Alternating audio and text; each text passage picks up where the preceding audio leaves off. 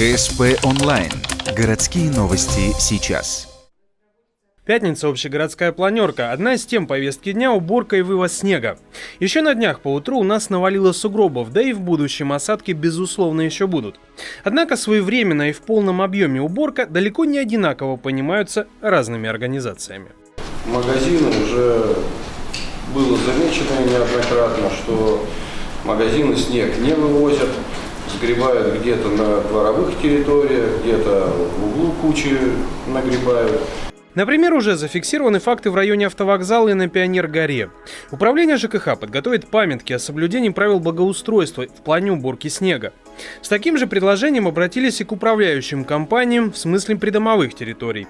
К тому же попросили усилить контроль за соблюдением этих самых правил. Ну а если нет? Комиссионно у ЖКХ будет выезжать, особенно после снегопадов, контролировать выполнение правил. Кто будет нарушать, будем привлекать к административной ответственности.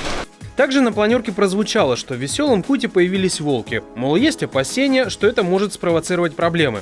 На это управление ГО и ЧС прокомментировало, что письма в соответствующие инстанции направлены, идет мониторинг. Сектор по работе с территориями добавил, что на месте побывал охотовед, следы волков обнаружил, самих животных нет. Ждем развития событий.